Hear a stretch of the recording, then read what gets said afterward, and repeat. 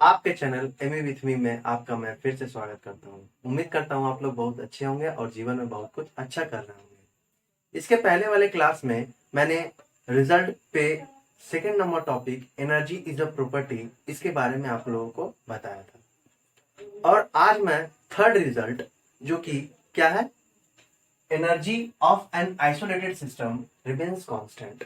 ठीक है, तो इसको जानने के लिए पहले आइसोलेटेड सिस्टम बोलते किसको है, पहले ये बताइए हमको। ये आइसोलेटेड सिस्टम किसको बोलते हैं? जिसमें क्या होता है, मास का ट्रांसफर होता है? नहीं होता है। और क्या होता है, एनर्जी का ट्रांसफर होता है? नहीं होता है। मतलब मास और एनर्जी का ट्रांसफर जिसमें नहीं होता है उसी को कहते हैं आइसोलेटेड सिस्टम। ठीक है, जब आइसोलेटेड सिस्टम में ना ही मास का ट्रांसफर हो रहा है ना ही एनर्जी का ट्रांसफर हो रहा है, तो क्या हो रहा है? देखिए, अगर हम एक सिस्टम को पकड़ते हैं और उस सिस्टम में ये मेरा बाहर में क्या हो जाता है, सराउंडिंग हो जाता है। ये मेरा क्या है, मेरा बाउंड्री है। ठीक है, ये मेरा बाउंड्री है। तो एनर्जी का ट्रांसफर हम लोग नहीं करवाएंगे, ना ही मास का ट्रांसफर करवाएंगे। एक बात बताइए, ये कोई सिस्टम है और ये डॉटेड डॉटेड जो लाइन यहाँ पे दिखाया गया है, इसको हम लोग आइसोलेशन के लिए यूज करते हैं। यहाँ पे आइसोलेटेड वर्ड यूज किया गया है ना, इसलिए हम लोग इसका इस्तेमाल करते हैं। ठीक है, अब ये देखिए, ये मेरा बाउंड्री है, तो इसके भीतर या बाहर एनर्जी का ट्रांसफर होगा, क्योंकि ये आइसोलेटेड सिस्टम है। एनर्जी का ट्रांसफर नहीं होगा। जब एनर्जी का ट्रांसफर नहीं होगा, इसका मतलब जीरो। ना ही एनर्जी अंदर जाएगा ना ही एनर्जी बाहर आएगा। और यहां पे क्या होगा, हीट का ना ही हीट बाहर जाएगा और ना ही हीट अंदर आएगा। तो मतलब कि जीरो यहां भी, जीरो यहां भी। ठीक है, तो यहां जीरो, दोनों में जीरो हो जाता है।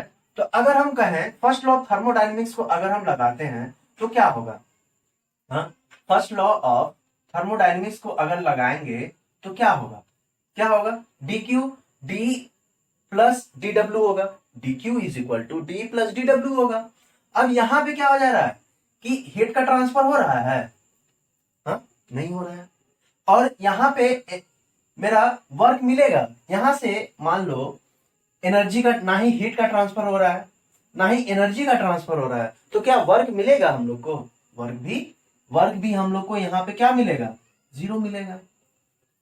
जब हीट हम दे ही नहीं रहे हैं तो वर्क कहां से मिलेगा? ठीक है, मतलब हीट और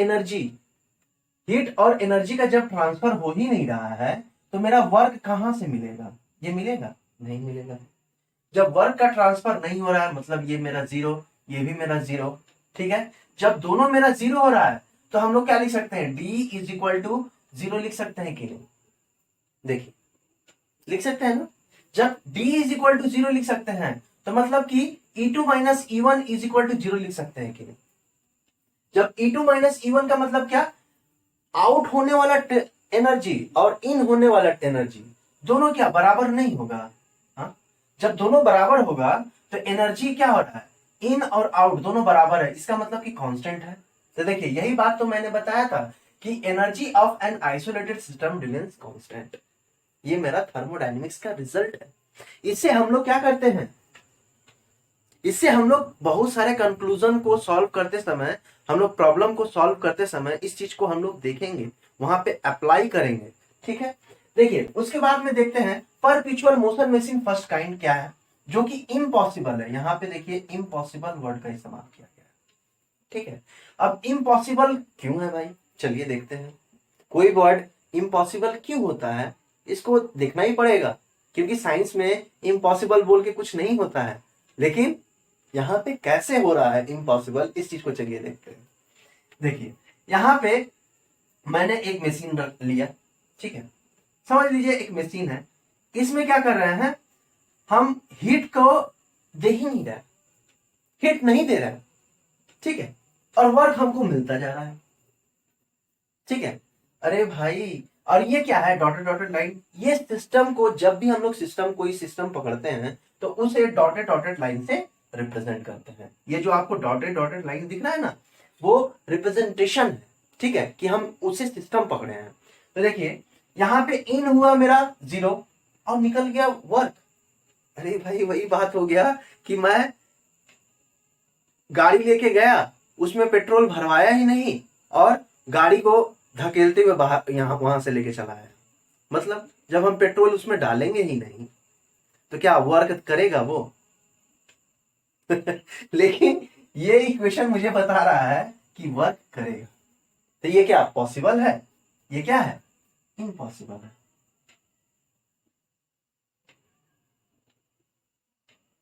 इम्पॉसिबल है कि नहीं? ठीक है, जब ये इम्पॉसिबल है तो इम्पॉसिबल क्यों है, पहले इसको देखते हैं। तो देखिए इफिशियंसी, कोई भी चीज का अगर हम लोग को इफिशियंसी अगर निकालना हो तो हम लोग कैसे निकालते हैं? आउटपुट बाई इनपुट करते हैं। आउटपुट, आउटपुट का मतलब क्या? आउटपुट मुझे क्या मिल रहा है? वर्क मिल रहा है। और इनपुट हम लोग क्या दिए थे? हीट दिए थे, और हीट वो कितना था? 0 था। तो मतलब W/0 और 0/1 और 1/0, ये क्या है ये बताइए हमको। 0/1 का मतलब क्या हो गया? 0, ठीक है, और 1/0 मतलब समथिंग बाई 0। जब समथिंग बाई 0 होता है तो उसको क्या इनफाइनाइट से रिप्रेजेंट करते हैं, ठीक है। जब इनफाइनाइट हुआ तो मतलब इनफाइनाइट, यहां इनफाइनाइट लिख दिया मैंने। और efficiency is equal to infinite हुआ कि नहीं? इस इक्वेशन को अगर हम फॉलो करेंगे तो मेरा एफिशिएंसी मेरा इनफाइनाइट होगा, जो कि पॉसिबल है क्या? किसी भी चीज को का एफिशिएंसी क्या 100% से ज्यादा हो सकता है? सोचिए, क्या समझ में आया? 100% से ज्यादा कभी इफिशियंसी होता है? 102%, ठीक है। ऐसा कुछ हुआ है क्या? इफिशियंसी ऐसा कुछ हुआ है कभी? हा? नहीं ना हुआ है। मतलब 100% से कम ही होता है। और जब 100% से कम होता है इसका मतलब क्या है? इम्पॉसिबल है।